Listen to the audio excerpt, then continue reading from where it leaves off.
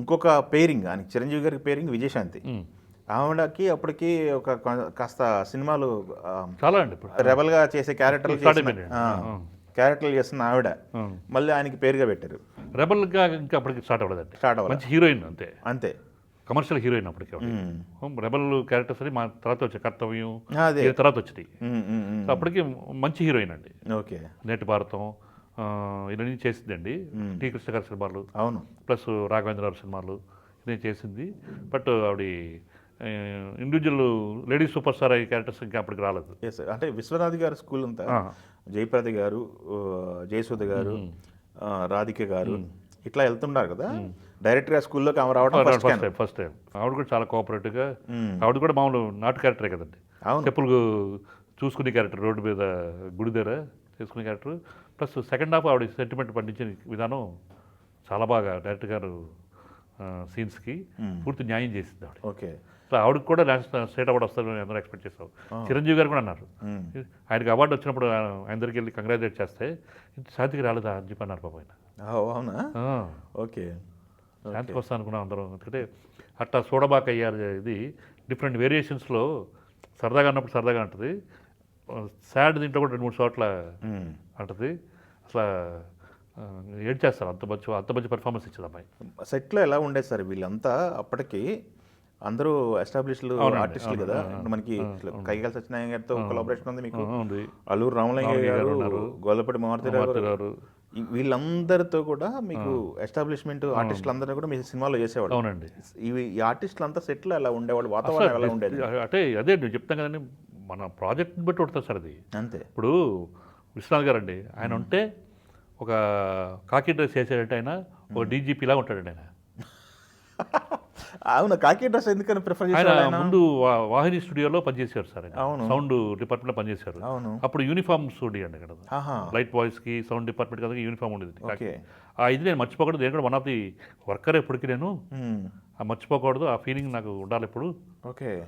దానికోసం ఇప్పటికీ shooting last film ఆయన చేసిన వరకు కూడా విత్ కాకి డ్రెస్ వెళ్ళాడు. డైరెక్టర్గా ఫిల్మ్ చేస్తున్నారంటే కాకి డ్రెస్ షూటింగ్ స్పాట్లో, రికార్డింగ్స్ అక్కడంతా కాదు, షూటింగ్ స్పాట్లో మాత్రం కాకి డ్రెస్ అండి. ఓకే. సో ఆయన అలా డిసిప్లిన్గా ఉండడంతో అందరికి భయం అంటే భయం కూడా కాదు, ఒక మర్యాద, గౌరవం. ఓకే. సో ఆయన అంతకన్నా స్ట్రిక్ట్గా ఉండేవాడు కాదు. ఆయన ఎక్కడైనా జోక్స్ అయ్యి చిరంజీవి గారితో వాళ్ళతోటి సరదాగా జోక్స్ చెప్పించుకోవడాలు, వినడాలు, హ్యూమర్, సెన్స్ ఆఫ్ హ్యూమర్ చాలా బాగుంటుంది. సెన్స్ ఆఫ్ హ్యూమర్ చాలా బాగుంటుంది డైరెక్టర్ గారిది. వీళ్ళందరూ కూడా ఇది గౌరవించి ఆ డిసిప్లిన్ ఉండేదండి సెట్లు. ఓకే. ఎంత పెద్ద స్టార్ అన్న. నెక్స్ట్ ఫిల్మ్కి వచ్చేసరికి శ్రీరామ్ గారిని ఇంట్రొడ్యూస్ చేయాలనే ఆలోచన ఎవరిదండి? శ్రీరామ్ గారు ఆల్రెడీ మా సినిమాలో రైట్ ఫ్రమ్ శంకరాభరణం నుంచి ఆర్టిస్ట్ అండి. శంకరాభరణంలో డైరెక్టర్ గారే అంటే మా ఇంట్లోనే ఉంటాడు కాబట్టి అప్పుడు శ్రీరామ్ గిటార్ అది నేర్చుకున్నాడు సరదాగా. ఓకే. వెస్టర్న్ దాంట్లో పెట్టి మా రాంబాబు అని ఇవ్వాలండి, రాంబాబు నువ్వు అక్కడ నాకు వచ్చాయి జగన్మోహన్ మిత్ర ట్రిప్ ఉంటారు కదా వెస్టర్న్, దాంట్లో ఏం చేశారు వేషం. ఓకే.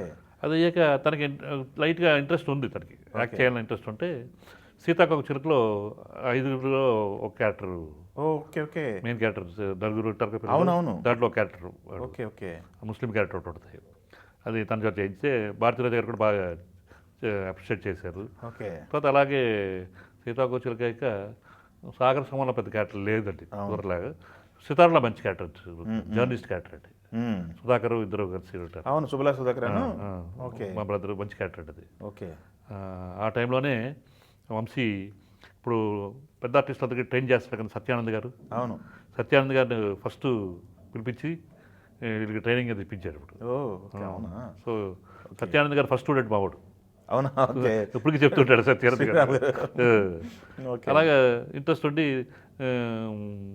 నేను ఇలాగే కాదు, నాకు మంచి క్యారెక్టర్ కావాలి అంటే స్వరకల్పన కన్నా ముందు స్వాతిముత్యం వచ్చింది.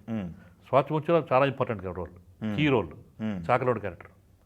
ఓకే. ఓకే. అతను ఏం చెప్తే అది పాటించేసి ప్రొవోక్ చేసి క్యారెక్టర్ తనకి. అవును, సిటీకి వచ్చిన తర్వాత ఇంట్రెస్ట్ ఉంది నాకు, చేయండి అనేసరికి మంచి మంచి సబ్జెక్ట్స్ అవి చూసాము, చేసాం, రీమేక్ కూడా చూసాము. ఓకే. మొత్తానికి వంశీ అందులో సబ్జెక్ట్ ఉంది, మన రాబాబు బాగుంటుంది. ఎందుకంటే ఇతనికి రాజేంద్ర ప్రసాద్ పోలికలు ఎక్కువ ఉంటాయి. అవును, హీరో రాజేంద్ర ప్రసాద్ గారు. అవును. సో కొంచెం కామెడీ టచ్లో ట్రై చేయదు అంటే లేక మొత్తానికి ఈ సబ్జెక్ట్ కుదిరిందండి అప్పుడు. అదేలేండి. అది కొన్ని కారణాల వల్ల సీత అని పెట్టామండి హీరోయిన్గా. అవును, మంచి ప్యాడింగ్ పెట్టాడు ఆర్టిస్టులు, కోట శ్రీనివాస్ గారు, శోభేంద్ర గారు, అవును. చాలామంది ఉన్నారు supporting. Okay, Bharani garu main character, కనికల్ Bharani garu. Okay. అలాగే అది అనుకోకుండా మిస్ఫైర్ అయిందండి ఆ సినిమా. Yes, yes. అంతే తప్ప ప్రత్యేక రీజన్స్ అంటూ ఏం లేవండి. ఓకే. అయితే దాంట్లో మ్యూజిక్ డైరెక్టర్గా ఇళయరాజా గారి బ్రదర్ని ఇంట్రడ్యూస్ చేసామండి, గంగే అమరన్ గారు. ఓకే. అమరాన్ని ఆయన ఫస్ట్ టైం తెలుగులో ఇంట్రడ్యూస్ చేశారు.